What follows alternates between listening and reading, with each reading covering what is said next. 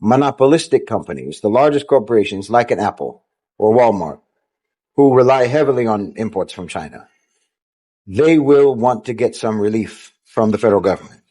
They will want to get subsidies. They'll want to get exemptions. They'll want to get bailout, an aid package, low interest loans, tax breaks, and so forth. So to soften the blow of the sanction, or to soften the blow of the tariffs. In other words, they won't pay the tariffs.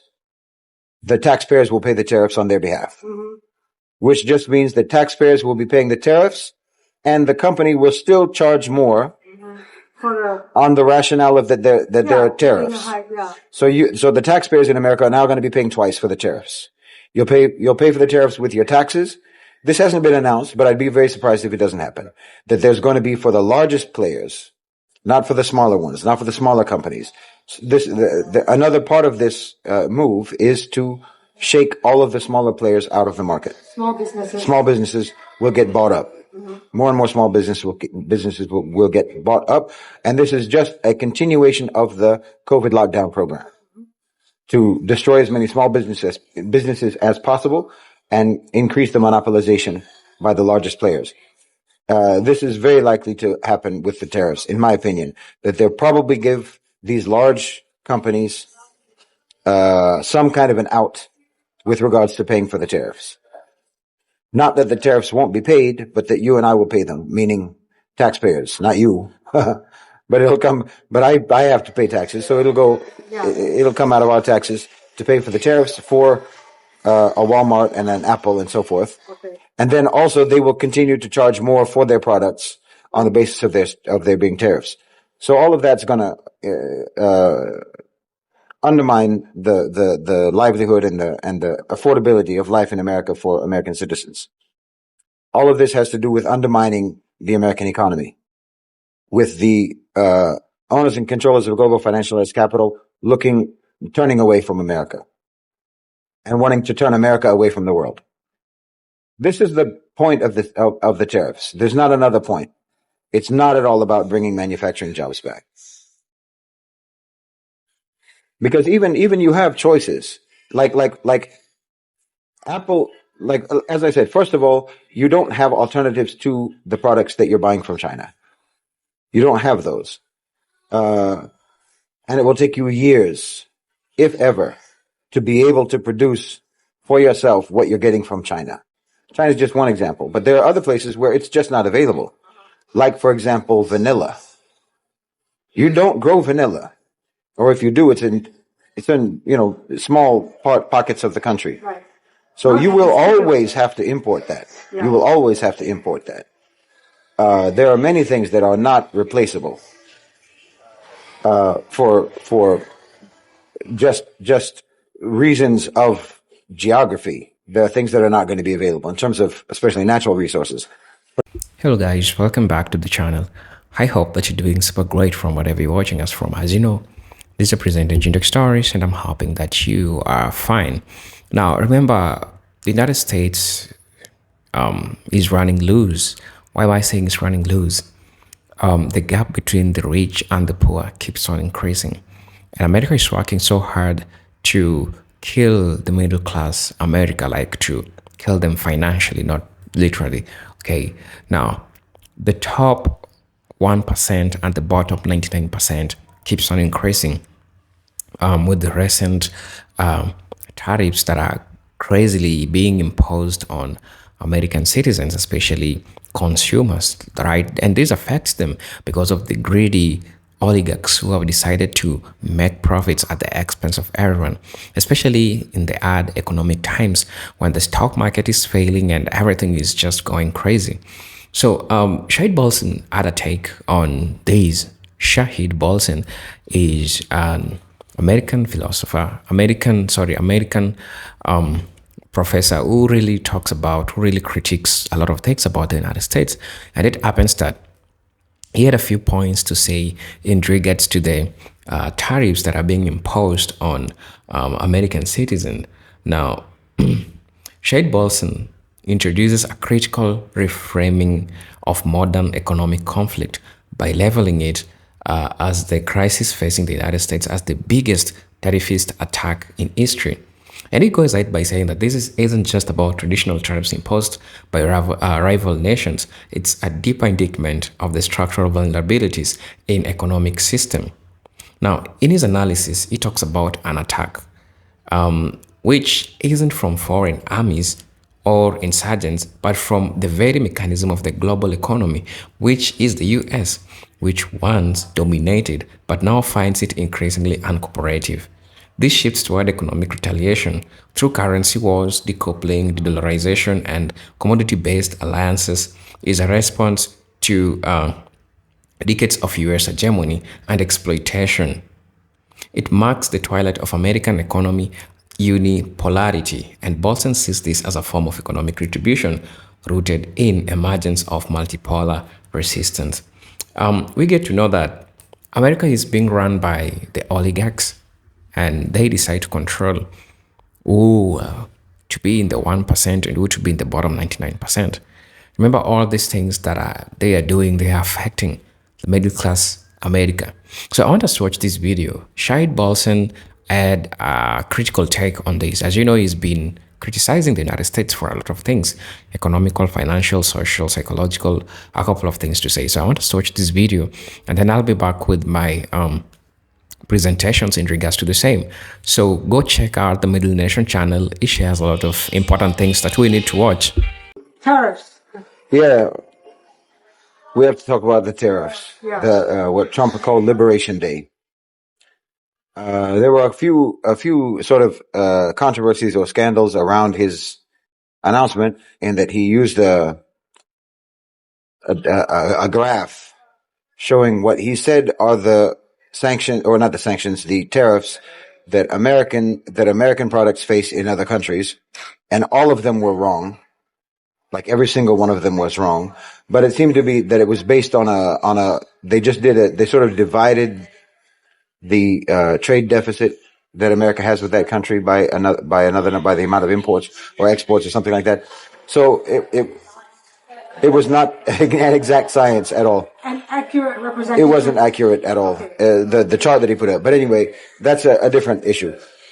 There's the actual reality of what he's imposing, the tariffs that he's actually imposing. And a lot of people are doing all sorts of analysis about, for example, if you're pro-Trump, then you're giving the rationale of how this will boost manufacturing in America, how it will bring manufacturing jobs back to America, and how it will force countries around the world to buy more American goods and so forth, and create a fairer balance of trade. And then there's the other side, which is saying all of the reasons why that won't work. And I think that both sides, well, obviously the pro-Trump side is missing the point, but I think that the other side is also missing the point, in that you're making the same mistake that people always make when any politician implements any policy, which is to ever believe the rationale that they're presenting for the policy. The rationale that Trump is presenting for the policy, and his people are presenting for the policy, is exactly that. It's going to bring back manufacturing jobs and so forth. Your mistake is to believe that that has anything whatsoever to do with why they're doing what they're doing. I've said many times, and this policy is a proof of it. I have said many times that Trump is a tool or a mascot of the A-National OCGFC. That faction of the financial elite, the financial power structure, who have transcended nationalism, have transcended nations, have transcended national boundaries and so forth, and feel no loyalty to any country, the United States included. That's the faction that he represents, the faction of the power structure that he represents. And it has become the dominant power structure, the dominant faction in the power structure. And this is just this policy is proof of that. And I've said before that Trump's main job is to destroy America. And that's exactly what this policy is intended to do. That's the intention behind this policy. I don't know how people can always look at these kinds of policies and act like the predictable outcome, the predictable result of these types of policies is a surprise when it happens. This is what they wanted to happen, and this is what will happen. Or rather, this is what will happen, and this is what they want to happen. No one is going to be surprised. Everyone will be surprised if this doesn't work to destroy the economy of the United States.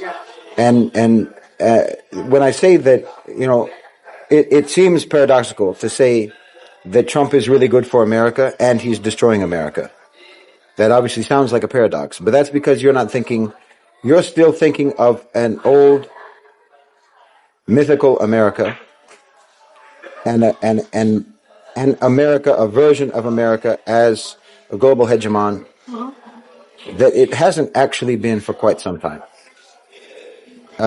And you think that the job of someone who is doing something for America is to try to restore that status rather than face reality. That you don't have that status, you haven't had that status in a long time, and you don't have what it takes to ever have that status again. Those days are over. They were very short. That period of history was very short. And like I've also said before, it's going to be the shortest empire in history. Trump is good for America insofar as he's doing the needful. He's doing the needful. That's going to be, that will cause a great deal of pain for the American people. But the simple fact is that there's no way around that. And it can be done, like in a state of denial over, painful erosion over time, or you can just amputate the limbs, rather than letting them rot on your body. This is what's happening now. It's just amputation. The federal government is going to be increasingly weakened as a governing entity. More and more aspects of the government are going to be privatized, decentralized and privatized. Yes. And this is just the way it has to go. There's not another way it can go. If you're from the A National OCGFC, and if you were looking at the American economy in the context of the global economy, say 10 years ago, if you looked at America, their demographics, the state of their economy, meaning everything that their economy relies upon, and then look at the trajectory of that, the predictable trajectory of that, you would conclude that, as I say, within the context of the global economy and the very boisterous future of the global South, where all the minerals are, where all the resources are, where all the workers are, where all the consumers are, where all the where the birth rates are continue to be robust, you would understand that we need to decenter the global economy from America. America needs to be removed. As I said before, the center of gravity has to move.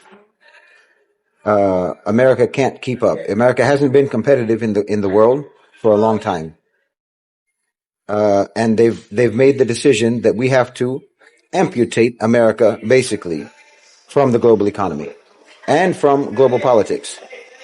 It needs to be removed, and that's exactly what's happening. If you understand that is what's going on, then none of this will be confusing to you.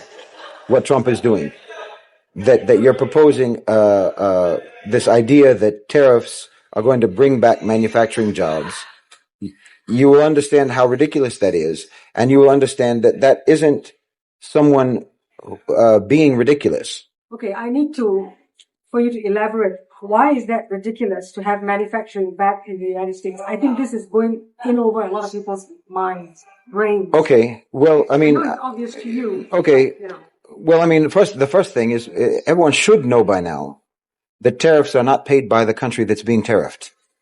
Tariffs are being paid by the importers, domestic businesses, domestic companies, domestic importers, Americans. So it's a tax. You're putting a tax on Americans for importing things. Okay. roughly 50% of American imports,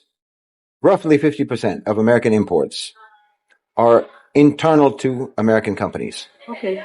So it's like, for example, Apple importing from China something within Apple, Right.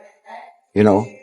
Okay. Obviously, all that does is drive up the prices of goods because you don't have an alternative.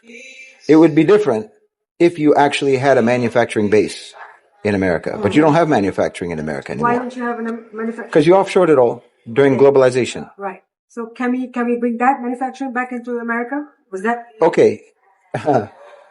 First of all, that's a very long process okay? because no one's trained in that No anymore. one's skilled. You don't have the skills, and you need a great deal of investment to build those factories, to build the facilities in the first place. The infrastructure is And those companies have to have the incentive to do that. The theory is that by punishing them for manufacturing overseas via tariffs, that will incentivize them to bring back to America. But that's not how companies think. Because if you brought the money, just say Apple.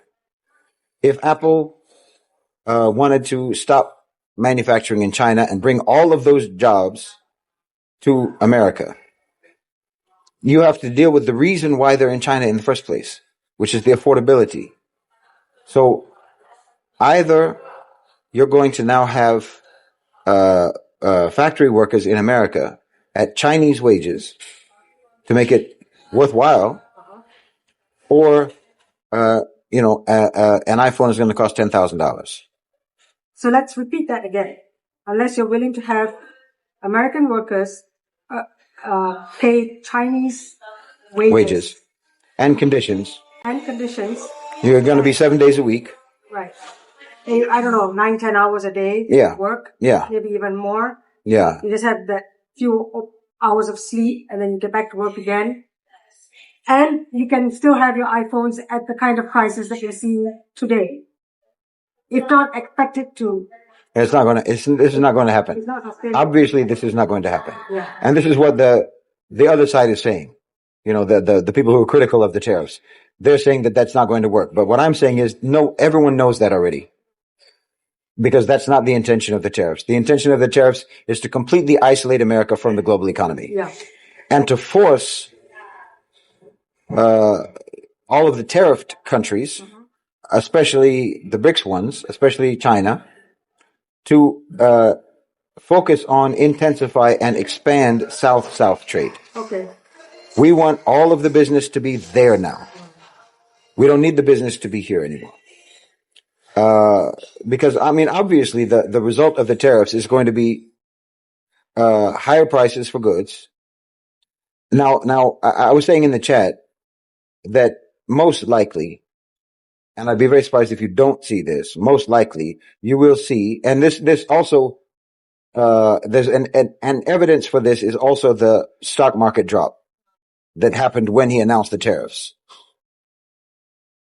And it also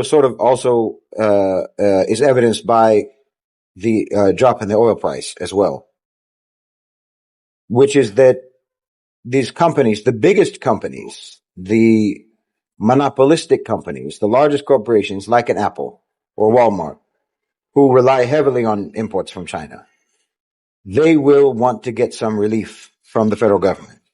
They will want to get subsidies.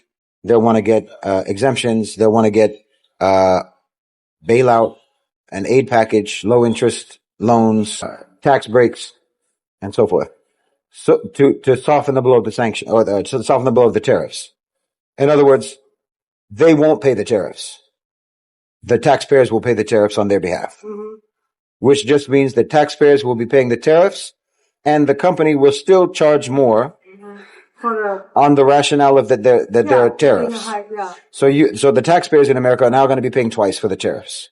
You'll pay for the tariffs with your taxes. This hasn't been announced, but I'd be very surprised if it doesn't happen. That there's going to be for the largest players, not for the smaller ones, not for the smaller companies. Another part of this move is to shake all of the smaller players out of the market. Small businesses will get bought up. More and more small businesses will get bought up. And this is just a continuation of the COVID lockdown program. to destroy as many small businesses as possible and increase the monopolization by the largest players. This is very likely to happen with the tariffs, in my opinion, that they'll probably give these large companies some kind of an out with regards to paying for the tariffs. Not that the tariffs won't be paid, but that you and I will pay them, meaning taxpayers, not you. But it'll come, but I have to pay taxes, so it'll come out of our taxes to pay for the tariffs for a Walmart and an Apple and so forth. Okay. And then also they will continue to charge more for their products on the basis of there being tariffs. So all of that's going to undermine the livelihood and the affordability of life in America for American citizens. All of this has to do with undermining the American economy, with the owners and controllers of global financialized capital turning away from America and wanting to turn America away from the world. This is the point of the tariffs. There's not another point. It's not at all about bringing manufacturing jobs back. Because even you have choices, like Apple, as I said, first of all, you don't have alternatives to the products that you're buying from China. You don't have those. And it will take you years, if ever, to be able to produce for yourself what you're getting from China. China is just one example, but there are other places where it's just not available. Like, for example, vanilla. You don't grow vanilla. Or if you do, it's in small pockets of the country. Right. So you will always have to import that. Yeah. You will always have to import that. There are many things that are not replaceable for just reasons of geography. There are things that are not going to be available in terms of especially natural resources. But in terms of manufactured things, you can't replace them because you don't have manufacturing. And it will be years, if not decades, before you reach that capacity. So you're still going to buy from China. That's not going to stop. All it is doing is, as I say, it's not actually punishing China, because they already know you need our stuff. Mm-hmm. All it is doing is on the one hand, it's punishing small importers, making it too costly for them to do it. Yeah. So that the only people who can do it will be the big companies, and the big companies will get their tariffs paid by taxpayers, most likely. Yeah. So this is a method of transfer, wealth transfer, again, of taxpayer funds into the private sector to the largest players. Yeah, skimming off the top. Yeah, because you're still going to import. You're not going to stop importing. Sure, because you're not capable, you don't have the capacity nor the capability of... You don't have a choice. So this is like a controlled demolition of American hegemony. It's a controlled demolition of American economic hegemony in the world. Because you have to do a controlled demolition because it's derelict as it is. Yeah. And it's falling apart as it is. And it can't compete as it is. It hasn't in a while. Yeah, it hasn't in a while. It hasn't been able to be really competitive globally for a while. And they have identified correctly that the solution to that issue is not to try to become competitive, because you can't. Because also the nature of the way that you have run your society, the way that you have run your society in service to a very small group of people at the top of the economic financial hierarchy, and because of your political system, which incentivizes you to keep the people as dumb and as unskilled as possible. I'm sorry to be rude, but you have completely sabotaged your society, sabotaged your economy. It could only ever be a short-term success. This model is not sustainable at all. And so now you don't have the ingredients socially, demographically, educationally to be economically competitive with a China. So there's no one who is making these decisions, and Trump isn't the one making the decisions. Trump works for the ones who are making the decisions, and no, that's not the Jews. That's the A National OCGFC, which is a people who don't belong to, non-ideological, don't belong to any nation, and feel no loyalty to any nation. Nothing. Profit is Trump. Profit trumps everything. Yeah, profit trumps everything. They've made the decision correctly that America does not have the ingredients in their society to ever become competitive. So the only thing to do is the controlled demolition of their status as a global power. And you see, and Trump has been assigned this task. And he's doing it very well. And like I said before, he's a very good salesman in that he's got a lot of people believing that this is going to be great for America. Right. Obviously, it's going to be catastrophic for America. But my point is the catastrophe was unavoidable. Yeah.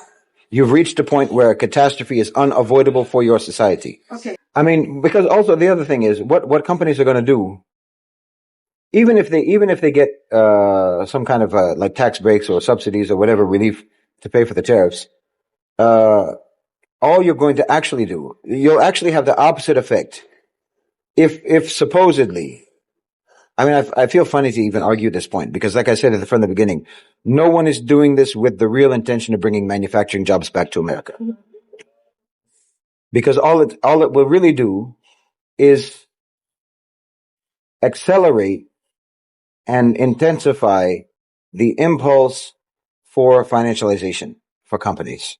Because you will recognize, and this is what they've been doing now for a very long time, and this is one of the reasons why you are not a competitive economy anymore. Real productive activity is going to be too risky and too dangerous and too costly to actually invest in manufacturing when I don't know what your tariff policies are going to be. I don't know how affordable the supplies are going to be for the things that I need to manufacture. Also, wages are going to be high unless you're able to drive wages down to incentivize bringing manufacturing jobs and so on. The point is, you are going to completely disincentivize anyone from getting involved in productive activity. And they will realize that the only way to make money is through financialization. And it's because of this financialization, one of the reasons, a big reason why your economy is no longer competitive and why it doesn't even have the ingredients to be competitive is because you focused on financialization. Yeah. And you can have someone like Elon Musk making or losing tens of billions of dollars overnight. Yeah. Because it's fake money. It's virtual money. Yeah. This is virtual wealth. It's through financialization, share prices and so forth. So they're only going to respond to this the same way that they always respond to these kinds of things, which is through share buybacks and so forth and financialization. No, productive activity is too risky. It will be really, really in the interest of the rest of the world to be cut off from this. Absolutely. Ecosystem. I mean, Trump was calling this day Liberation Day. Right.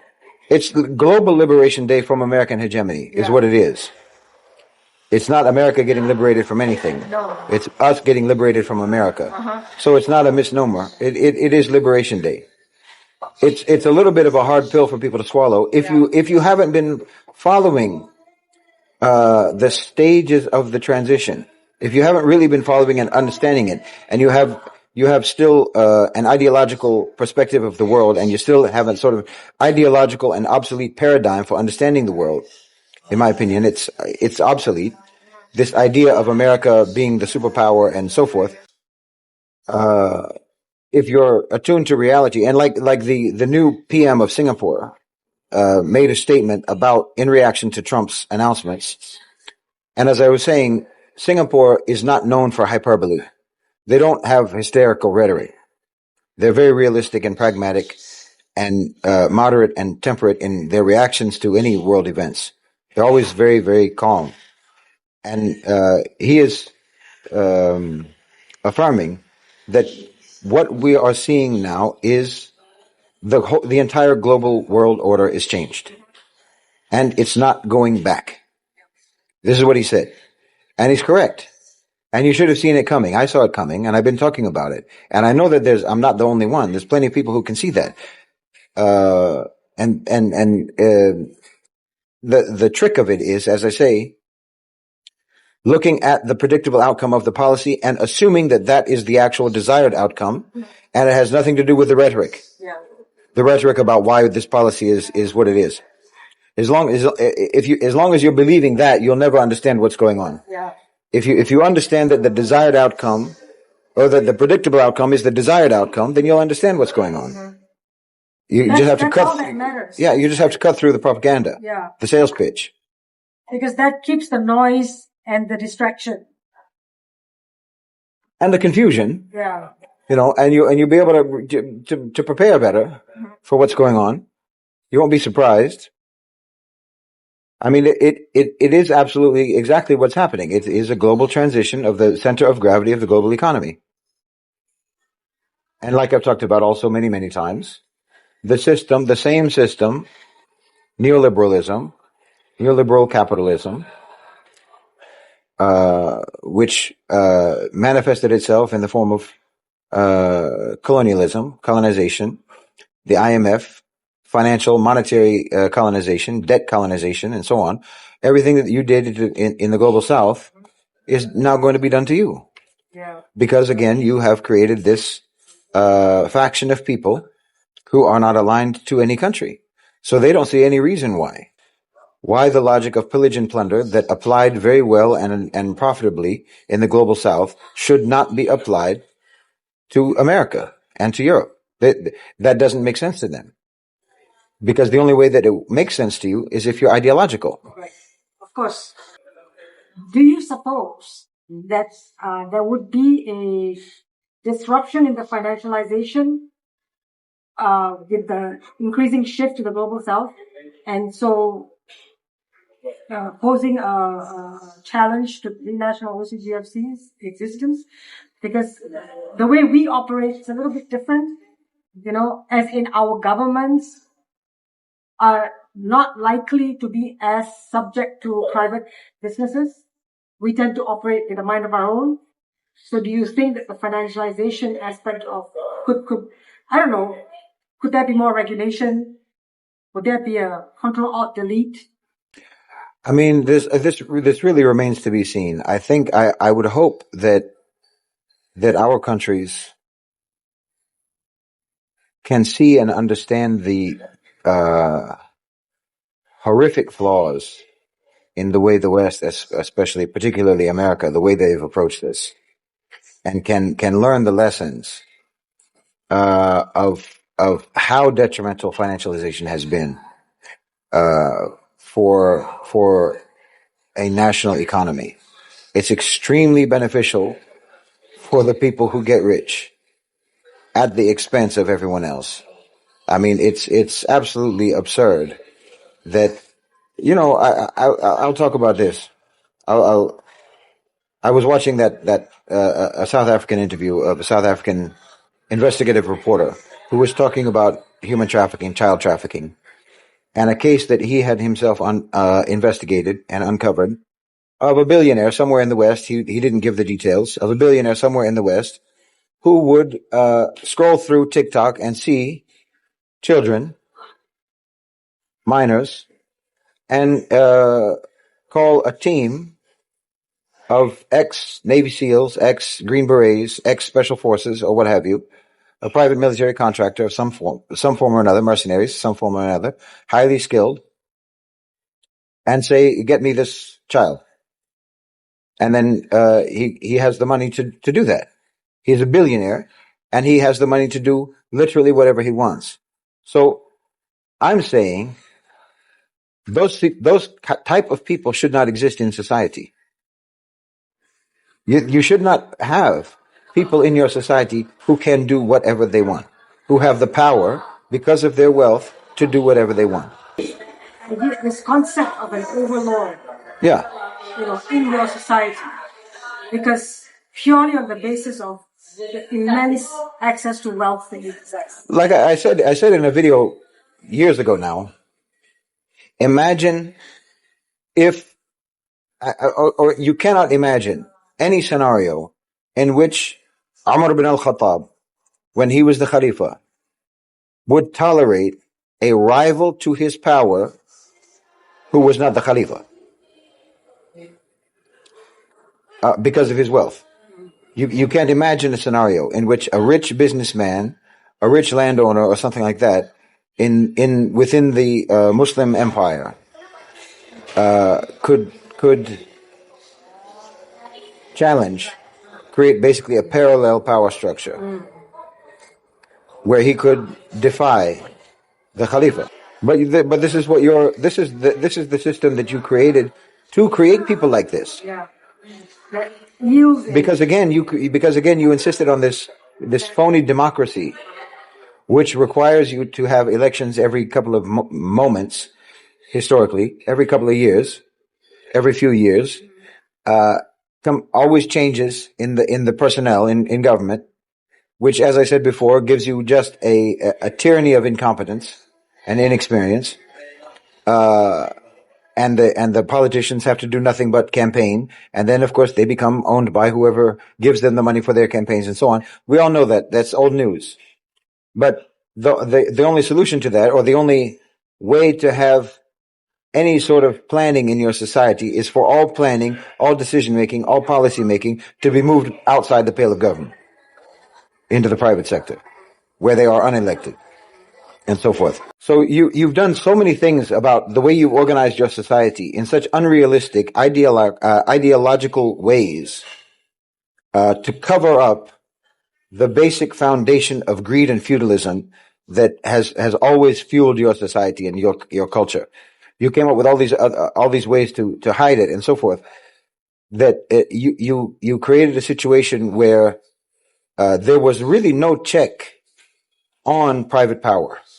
The expansion of private power and the elevation of private power to the point of surpassing the government. And that then, of course, creates a situation where ultimately, like I said, it has to be a short-term empire, because you can't function as an economy. You can't function as a society when the entire machine of government and the power structure becomes completely in service to the creation of multi-billionaires who exist outside of government, who exist outside of any checks and balances and so forth. This is no way that this can be sustainable. So I really hope that our governments, because our governments are not,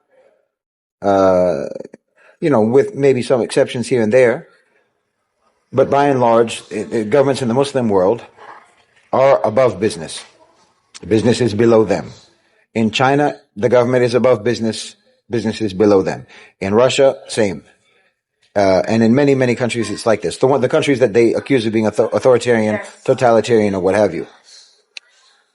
Meaning, the government is the totalitarian one, and the authoritarian one, when the one that we like is when business is the authoritarian one. And the government is democratic, which largely is what allows for the business to be authoritarian. But in our countries, we prefer the government to be that way. We prefer the power to be in the hands of the government than in the hands of business. And you criticize us for that, but that's fine. So I hope that our countries, our governments, won't make the same mistakes that they made. And I know that the A-National OCGFC are contending with, like an MBS. They're contending with Bin Zayed. They're contending with Erdogan. They're contending with Xi Jinping. They're contending with Putin. They're even contending in South Africa, even though it's not, a strongman government, as they would call it. Because they, as I've said for years now, there's not a question about the transition happening. There's a question about the management of the way that the economy will be run after the transition. So part of that also includes trying to manage the transition, trying to get ahead of it, trying to steer it, trying to direct it to see that it goes a certain kind of way. That's what they're interested in. No one is trying to stop the transition. As we can see, they are accelerating the transition with Trump. The question is whether or not our countries are going to be savvy enough, cunning enough, strong enough, courageous enough, and incorruptible enough to not make the same mistakes that the Americans made with regards to governance and keeping private power in check. Right, in absorbing their economic systems into ours. Because to a certain extent, I think a lot of Gulf authoritarian governments navigated restrictions against them through utilizing these mechanisms. These Yep. They navigated and emerged to have a will of their own through utilizing this. And now they're emerging as the leading economies, and they have to contend with these international actors. Yeah. And they're doing it through partnerships rather than through some sort of confrontation. Right. They don't want to be adversary with them. And having a say. Yeah. in the decisions on the board. Which in my opinion is very wise. Yeah. But it's also very dangerous. Yes, of course. It's very dangerous and it can go badly.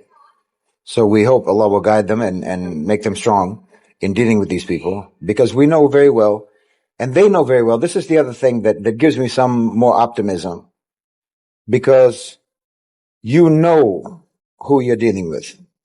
I don't think they have any illusions in their mind about the fact that they are dealing with wolves. They're dealing with predators, because also you know that you're dealing with people who sold their own people out. You're dealing with people who sold their own countries out, who sold their own nations out, who sold their own societies out. So you know these people are heartless. You know from the beginning these people are heartless. So I don't think that they will have any illusions that we're friends. Yeah. They know that we have to deal with you, and by dealing with you, we can limit. We're in a position to restrict and to limit and to control better than if we were on the outside and you were on the outside. You know, if we're on the same side, then we can coordinate a bit better. This is in theory, and so far so good. So far so good. I hope that they will put some kind of limits on financialization. I'm not too optimistic about that. I hope that they will, but I'm not too optimistic. I'm afraid that the financialization gravy train is too seductive, because it's such easy money, and I haven't seen any restrictions or any limits or any hesitation about financialization on the part of the leaders in the global South, and that's something I wish that they would wake up to, because it's extremely dangerous for your own society. Hello guys, welcome back to the channel. I hope you've heard how these tariffs are going to affect a number of middle class America, because they are the target. At the end of the day, the oligarchs are presenting their business, are protecting their business, and they are wiping out small scale business, to mean that they are always trying or fighting to wipe out the middle class or small businesses and keep big businesses thriving, right? Because of these, things that they are doing. So I had a presentation in regards to the same. We're going to be rooting it back to when the dollar started to decline, the collapse of the dollar diplomacy and the weaponization backfire. For decades, the United States wielded the US dollar as both a currency and a weapon controlling global trade, imposing sanctions at will and extraction wealth through the dollar dominance. However, over-reliance on this power has triggered countermeasures. Countries such as China, Russia, Iran, and members of BRICS are building financial ecosystems independent of the dollar. This includes local currency trade deals, gold-backed currencies, and blockchain settlements outside SWIFT. What once was an instrument of global control has become a liability. As these networks grow, the US experiences what Bolson terms as tariffist attack, a deliberate unwinding of the American advantage in global trade, banking, and commodities. But crucially, this vulnerability was not forced upon America. It was designed from within. Now, the greed that we are here to talk about, the oligarchic greed as the engine of the nation's decline. What is making America to decline is the oligarchic greed. The top 1%, the oligarchs, they don't want other group to also grow. That's why over time, we keep on having an increased I mean, there's a huge disparity between the top 1% and the bottom 99% of the America. Now, at the core of Americans unraveling is its oligarchic class. Talk about the billionaires, corporate barons, political puppets who have prioritized personal enrichment over national survival. These elites have captured the state and converted public institutions into private tools for wealth extraction. Rather than investing in domestic industries, research, and education, they have exported jobs, stripped down workers' protections, and sheltered trillions in offshore accounts. This elite-driven sabotage of the economy has left the country hollowed and out and unable to withstand the extreme pressure of changing world. The so-called Tariffist attack is effective precisely because American internal economy body is already deceased and it's falling economically. And I think this is inevitable because everyone is getting to see this. They made sure that they stripped down the worker protectionist to make the middle class not to work. And at the end of the day, they'll bring people that will work for them cheaply and they'll get you out of it. You'll remain without work. And that's how they want. I'm also going to be talking about financialization, the shift from production to extraction. America's elite no longer rely on productive capital to grow wealth. Instead, they have mastered financialization. What is financialization? You might ask yourself. Financialization is an economic model where profits are generated through speculation, debt instruments, and asset inflation, rather than the creation of goods and services. This transformation has prioritized Wall Street over Main Street. Corporations are rewarded not for innovation or productivity, but for share price manipulation through stock buybacks and mergers. Real economic development, factories, infrastructures, jobs, which takes a backseat. And as a result, when other nations retaliate with tariffs, sanctions, or global trade exclusions, the US lacks the productive foundation to resist or to rebound. And that's how they do this, and that's how they deal with this. In that line, they know how to manipulate the market. Like right now, the stock is down, and you can see it is induced, it is artificial, it's something that is happening. Now, when you get to check the cryptocurrency, just like last week on Sunday, was it on Sunday? Somewhere Saturday, all the coins were down, right? And so this shows you how there's so much things in the stock market and how they get to manipulate all this for them to have something. I'm also going to be talking about regulatory capture and elite legal immunity. The legal and regulatory institutions that should act as safeguards against economic malpractice have been captured. And this phenomenon is known as regulatory capture, which sees corporate interests writing the laws that govern them. They write the laws that govern them, whether in the Federal Reserve, the Security and Exchange Commission, or the Department of the Treasury. The revolving door between public office and private capital ensures that the elite interest always comes first. This has led to policies that reward short-term profit extraction over long-term national sustainability, including tax cuts for the rich, loopholes for monopolies, and deregulation of financial markets. The system has been engineered to enrich a few while exposing the entire country to collapse. Remember, I just talked about the wiping out of the middle class and the rise of precariat America. The death of the middle class and the rise of the precariat America. Now, oligarchic economic policies have led to erosion of America's once vibrant middle class. Stable manufacturing jobs have been replaced with precarious gig work, underemployment, and service sector stagnation, with wages flattening and real costs of living soaring, especially in healthcare, education, and housing. The average America is increasingly locked out of upward mobility. This economic fragility makes the US population more vulnerable to inflation, supply chain shocks, and the global trade instability. A resilient society depends on stable middle class, but American elites have chosen to get this foundation in pursuit of globalization. of globalized capital, right?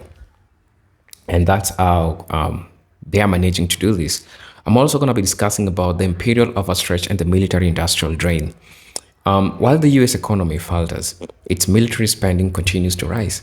The American elite, especially those tied to military industrial complex, have diverted trillions into endless wars, intelligence operations, and foreign inventions. These expenditures do not return economic value to the average citizen. Instead, they serve to protect elite interests, extract foreign resources, and maintain geopolitical intimidation. Yet, this imperial overstretch has reached a point of diminishing returns. Not only have military interventions failed to guarantee economic security, but they have also inspired the global backlash and the creation of independent power blocks, further isolating the US economically. Right? I'm also going to be talking about the de-dollarization, the global retaliation, as also another factor.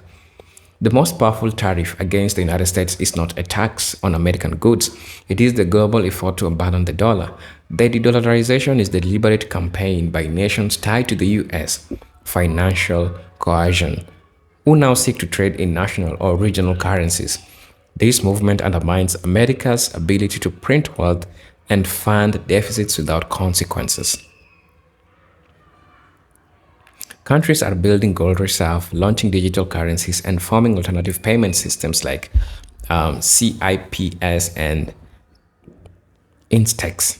As US debt soars and the dollar loses trust, and the country becomes increasingly dependent on internal taxation and austerity, making life harder for average Americans. Also, get to look at the system imploding from within. The real crisis, as Boston implies, is that America is not simply under attack, it is collapsing due to inflicted wounds. A system governed by greed, fraud, and short term thinking has left the US economy fragile, over leveraged, and globally isolated. The Tariffist attack is not a singular event, it's a cumulative response to decades of exploitation, both of foreign nations and the American people. When rival nations impose trade barriers or abandon the dollar, they are merely responding to an empire that overreached. And because American elites built no safety nets, no local production, no debt control, and no investment, everybody blow land other than the last. And so it continues, right? So let me know what you think about this. This was so important for me to have a look and talk about this. And it's always a learning point between us. For those who are watching us for the first time, welcome back to the channel. For those who are returning back, I'll say thank you. For those who are supporting us through super thanks, my Cash App account, I'm so happy. So these are presented Jintek Stories, and I'm hoping to see you on my next video. But until then, peace, love, and harmony. Salute.